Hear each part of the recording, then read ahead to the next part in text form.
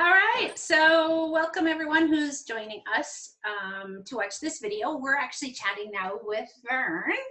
Hello, hello. Do you like to be considered Vern, VJ? What's your title these days? I prefer Vernon. It's there's sort of a deep-seated story behind that we don't have to get into today, but Vernon, or some people call me VJ the DJ.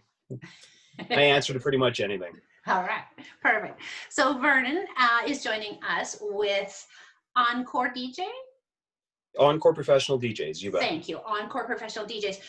Vernon and I have actually known each other for a really long time, so I probably should know all of this. It's just I know what he does, so I don't ask, but this is why I wanted to have this interview with him, because I have known him for a long time. We've known, I mean, Vernon stood up with us at our wedding, so I wanted to talk about DJing stuff because I think there's a lot of people that get a little confused about, you know, with a wedding, what they have to do, whether it be a destination wedding or a local wedding, and connecting with those vendors and getting the best from them. So I thought maybe we could talk a little bit about the DJing side of things, and you could kind of give your professional advice. So how long have you been doing your DJing thing, Vernon? Oh, geez, longer than I care to admit. It's actually my tenure in the industry goes back to the early 90s. Started as a mobile DJ, just helping out some friends doing some side stuff, and that eventually led into my career as a nightclub DJ, where I spent just about a decade of my life. Another long story that I won't go into. I would like to hear that whole story one day. Right, absolutely. And then that transitioned into mobile DJing, which I've been doing for the last little over a decade, I suppose. Wow. Weddings. I call myself an event DJ because I pretty much cover everything from weddings to house parties and everything in between. So corporate events. So yeah, and anything so else, over Christmas parties. That's right, exactly. Awesome. Okay. So if I was a client coming to you, what would be the most important thing you would think that I should be looking for when I'm hiring my DJ? Oh man, it's such a loaded question. You know, right. I think most people gravitate towards where can I find the best deal? And the way I sort of equate it is at the end of the day, it doesn't matter whether it's a service or a product, you're going to get what you pay for. Right. You know, a good DJ is going to cost you a little bit more money, but he's going to be involved with you every step of the way. He's going to custom tailor your event and the way that the program of the evening is going to work out based on your suggestions. A lot of the lower tier DJs where, you know, $150 and I'll do your wedding for you.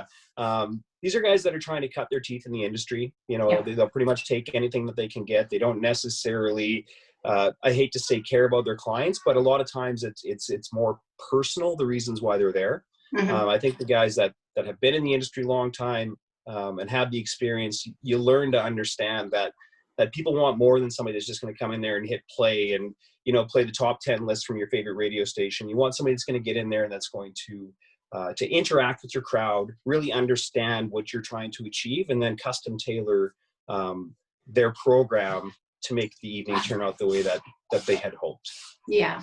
And to me that, I mean, it should make perfect sense, but I know that I have had this situation come up with clients in the past where they're like, well, we were just thinking we would do a playlist, and if there's a sound system, and I'll let you, why would that not be necessarily the best way to manage your most precious day, right? Absolutely. And so, like, I guess it kind of comes back to modern technology. It's our best friend, and it's so easily accessible for everybody nowadays. And everybody knows somebody that's got a large collection of music, and right, they get that mentality. Well, why should we spend X amount of dollars on a DJ when cousin Joe can put a playlist together for us and let it go? So there's a couple of inherent issues that come along with that. The first and probably the biggest is that there's no flow.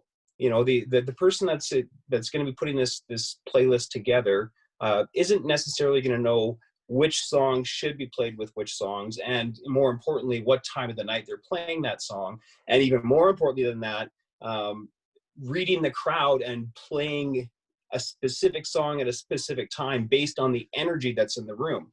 So a playlist isn't going to afford you the ability to have that flexibility to be able to really tailor the right music at the right time. And then secondly, in most circumstances, there's going to be a gap in between the songs. The transitions, even if there is some sort of crossfading or whatever, is going to sound messy. And even though it's not something that everybody's going to be going, hey, that was a bad mix, right? Or whatever it is, subconsciously they're going to feel that there's something just off. And that's the one thing you'll notice about a good DJ that knows what he's doing, is everything just transitions very smoothly, and he'll bring the energy up purposely, and then he'll bring it down purposely, and then he'll bring it back up. And it's a formula for a successful evening. And some of the biggest parties that I've ever thrown in my entire life were based on those exact fundamentals. So. Yeah. And so many people consider the music for an event, wedding or any other event, to be just that thing that kind of happens off to the side. It's not the main thing, but it really is as important as the food, right? People leave a wedding and they talk about the food and they talk about the DJ. That's right. We danced all night, my feet are sore, or it was awful and we left by 9 because nobody was dancing and nobody was having fun. That's right. So, and you see that a lot. I mean, that's a lot of that's reflected in other industries as well. You know, when you go out on a Friday night and you're looking for a pub to go have some fun in, if you walk in and everybody's just kind of sitting around and the music is kind of crappy and there's no atmosphere, no energy, and it's 100% the DJ's responsibility to create that atmosphere and that energy based on the music that they're playing. Yeah. So it's like a night and day difference. Absolutely. I can tell you're very passionate about it. I love that. I love talking to people that are passionate about the things that they do. So what do you like most about DJing? I mean, I'm sure there's a lot of components, but what's the best part? Well, I guess first and foremost, I'm a music guy. I've always been a music guy. You know, I often get the question, what's your favorite type of music? My canned response is good music, because there's, you know, and I'm not going to say every genre has good music in it. There's certain types of music that I don't listen to that are a little less mainstream, but I mean, when it comes to country and dance and rock and, you know, all the normal type of stuff, every genre has great music in it. So yeah, I would say first and foremost, it's definitely the music that's the most important to me, or very important to me, I should say. Next is the interaction of, you know, just being the center of attention and really having the ability to interact with your audience through music. It's actually it's a universal language, and it's a beautiful thing when you can take a room that's, you know, that's quite cold, say at the beginning of the night, everybody's walking in after the ceremony, and you've got a job to do. You got to pick up that energy level. And so it's very gratifying for me to be able to sort of take it from step 1 all the way to step Z. And at the end of the night, you have people coming up, you saying, you know, that was the greatest party I've ever been to in my life. Your music was on point and absolutely amazing. Where can I get your contact information? I want to tell all my friends about you. That kind of stuff is really what drives me the most, I would say. Yeah, it's that job well done. And you're right. Like, music it sets the tone. You know, I even tell people in the ceremony, something as special as, you know, pick that song you want to walk down the aisle to. Do you want to do the traditional bridal music, or do you want to do something, you know, 2017 Ed Sheeran? That's right. But everybody used that one. But it speaks to you. And then consider, do you want to do it instrumental, or do you want to have the words, right? Because the feeling you get is different. And then I always tell them, make sure that you pick your artist. So if we are going to do some sort of canned music for you to walk down the aisle to, the artist singing it, I mean, the way you hear it and the way you like to hear it is the person you like to hear it most typically by. So don't just leave it up to your DJ or whomever. Make sure you give them that direct information, right? Yeah. And in particular, when it comes to the ceremony, most brides will be very, very specific. They've had a certain song in mind that they want to walk down the aisle with their father with, you know, since they were a little girl. So we're very, very attentive to those types of details. And I think it's super important. And again, I come back to how, you know, specifically in the ceremony, all eyes are on the bride and the groom. Yes. And if all of a sudden I've seen a couple of YouTube videos where it was just disastrous, where it was like the wedding march that turned into like a techno remix when she got halfway down the aisle. So all of a sudden, that just kind of circles back around to how important it is to have your I's dotted, your T's crossed. The communication has to be there. I've got a questionnaire that I send out ahead of time to my clients that specifically itemizes the songs that they want during their ceremony and throughout the rest of the evening. But it's important even after you have that questionnaire to just stay in constant communication, check and recheck, make sure things haven't changed at all, and just, just knock it out of the park by delivering their expectations. Absolutely. The other great point I wanted to bring out in the last question, and I had forgotten to mention it, is that hiring a DJ instead of just a playlist or having, Cousin Joe, we actually had a wedding one time where the DJ was a family friend coming into the country, and we just got the sound system for him. He was hammered by 9:30. So, I mean, their first dance, he couldn't find the music, and they played the wrong one, and we had to stop him. And, there was so many, and it just blew up, right? So I feel often that having family in those places is maybe not the best. Hire someone whose job is to do that job, and then you're going to get the results that you're looking for, as opposed to the guy that's now passed out under the palm tree someplace. No, that's right. I mean, you don't go see your dentist when you need a new alternator in your car, right? Hire a professional that knows what they're doing, that's there specifically to do that job. Again, you mentioned family. Yes, they're the biggest offenders because they feel that they can cut corners and maybe get away with this. And the drinking thing that you mentioned, I've got a zero tolerance policy. So myself or any of my other DJs are not allowed to drink a drop throughout the evening. I need to be focused on what's going on, and so do they. So that's very important. It is a job. And Destination Dream Weddings, we have the same policy. None of the vendors drink. If the couple says that the vendors can drink, we have a 2-drink minimum or a maximum. Right. Yeah. So, I mean, you may have something if the couple approves it, but you're not there to party. That's not your job, right? That's right. So talking about, I mean, your job has got a lot going on. You do the ceremony, you do the I'm sure dinner, you can put on some music for dinner, you're doing the dance afterwards. Do you do emceeing as well? Yeah, I mean, when it's required. In most circumstances, couples will have somebody pre-picked out. I like to work in those circumstances. I like to work in conjunction with the MC. I think when you can get a little back and forth between, the DJ and the MC, it can get fun. A lot of times we'll play little games to bring tables up for dinner, as opposed to just say table one, now you go up, and so on and so forth. We'll do like music trivia or like name that tune, that type of stuff, just to mix it up. Yeah.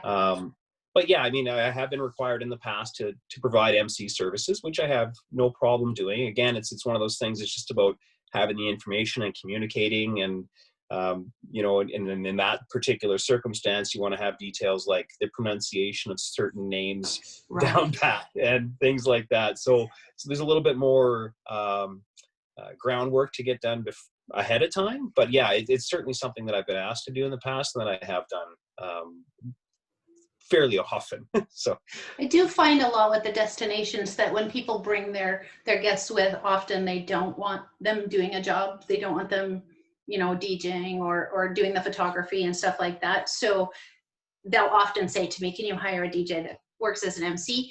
So this is why I wanted to ask that question, just so people know that in some cases it might be an option or not.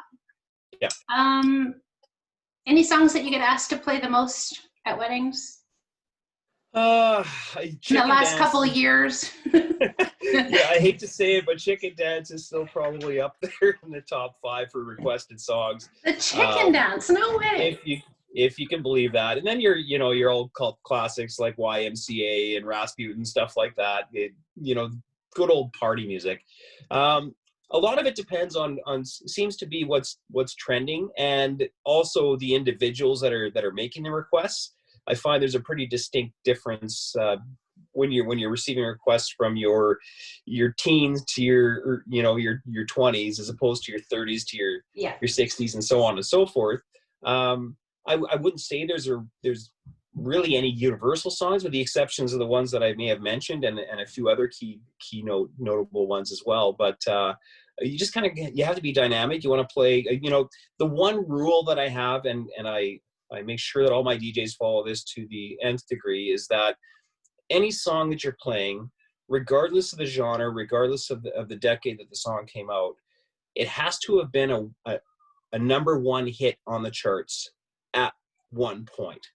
So there's a couple of reasons for that. Number one, even if it's a song from the 70s, let's say Staying Alive or something like that, even if you were born in 2000, that song comes on and you're still going to recognize it just by proxy, right? Because songs like that are classics, and they're going to be played through the generations. And I imagine 100 years from now, you're still going to hear that song, you know, because it's going to be this super cool retro song at that point. But so stuff like that, right? If it's been a number one hit at one point, then it's going to be recognizable. And even if people aren't dancing, you want them tapping their toes and bobbing their heads and really getting that good feel vibe.